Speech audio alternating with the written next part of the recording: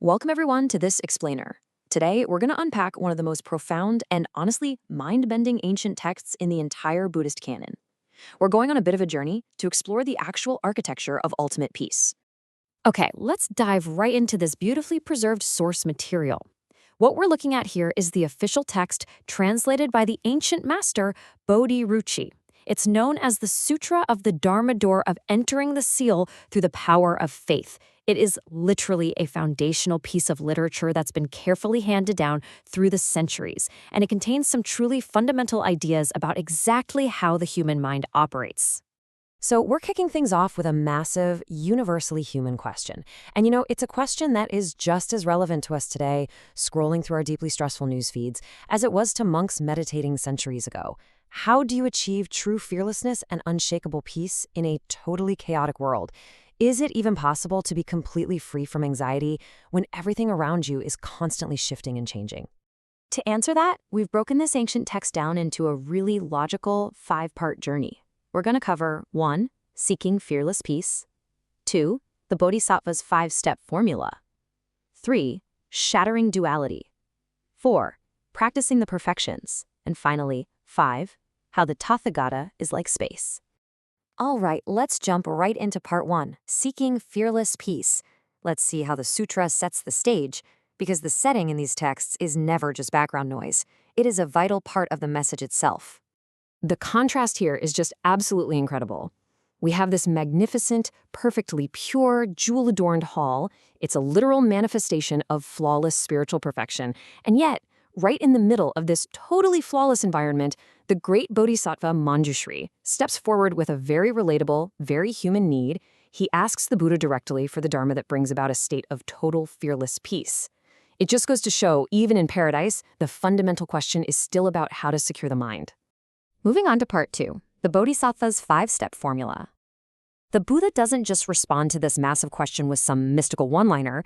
He actually provides a highly structured psychological blueprint built on 5 dharmas.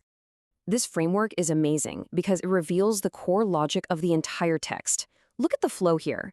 You don't just magically become peaceful. Step 1, you have to first secure your own internal grounding through a specific realization. Step 2, that realization naturally generates an unshakable inner peace. But you don't stop there. Step 3, you immediately look outward, wishing for everyone else to attain that exact same realization. And finally, step 4, you generate a consoling mind to actively help them. It's literally the secure your own oxygen mask first principle applied to spiritual peace. And the crucial thing to grasp here is the number 5. This formula acts like a meditative fractal. Throughout the text, the Buddha applies this exact sequence over and over again, grouping them into sets of 5 specific dharmas, or conceptual focus points. It's kind of like doing mental repetitions at the gym. You're training your brain to view every conceivable concept, every emotion, and every situation strictly through this lens of inner realization and outward compassion. Okay, part 3, shattering duality.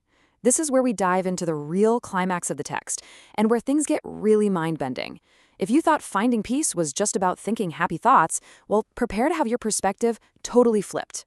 The sutra completely shatters our conventional thinking here. We usually put things in neat little boxes, right?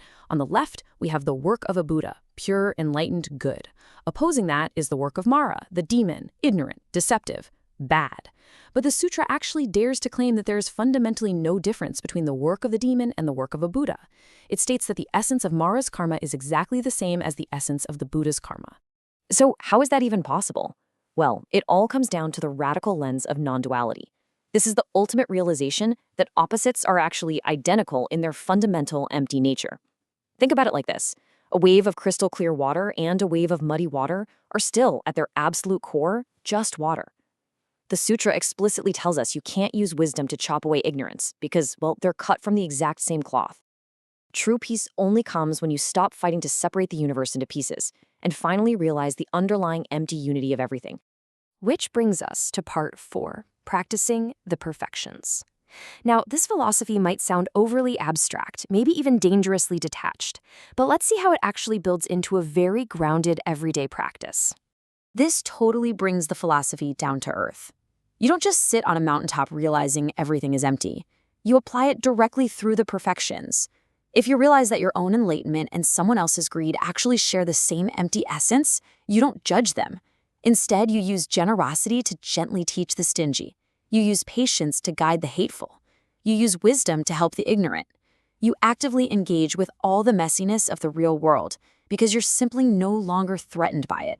The ultimate point here is that true realization doesn't make you some kind of cold, detached robot.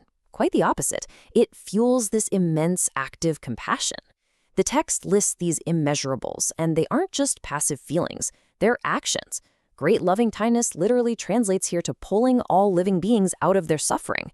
Then you have great compassion, great joy, and great equanimity, which means serving people without any bias, totally free from your own selfish attachments. Because you're perfectly at peace, you have infinite energy to console everyone else. And finally, part 5. The Tathāgata is like space. We've seen the formula, we've shattered duality, and we've explored the practice. Now we're zooming all the way out to understand the true nature of the Buddha and the very fabric of this piece. Just as space is neither born nor destroyed. Really sit with the profound weight of that metaphor for a second.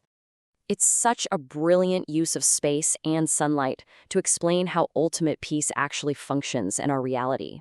Think of sunlight. It hits a grand palace, a tiny hut, a clear lake, and a muddy puddle. It interacts with everyone completely differently based on their capacity to receive it. But the sunlight itself, it never changes its nature. Space fills a tiny cup just as perfectly as it fills the grandest canyon. It is omnipresent, infinite, and entirely undifferentiating. So the Tathāgata, that ultimate state of enlightenment or Buddhahood, is exactly like space. It doesn't judge you, it doesn't split your actions into good or bad, it doesn't stress out over the chaos of the world. It simply allows everything to exist within it in complete, unshakable peace. It is already everywhere, holding everything. Which leaves us with one final, and honestly, deeply personal question to ponder. If this ultimate, fearless peace isn't something you have to magically manufacture, but is actually already everywhere, just like the empty space in the room around you right now, what is actually stopping you from experiencing it? Thank you so much for joining me on this explainer. I really hope this deep dive leaves you with a little more space and a little more peace in your day.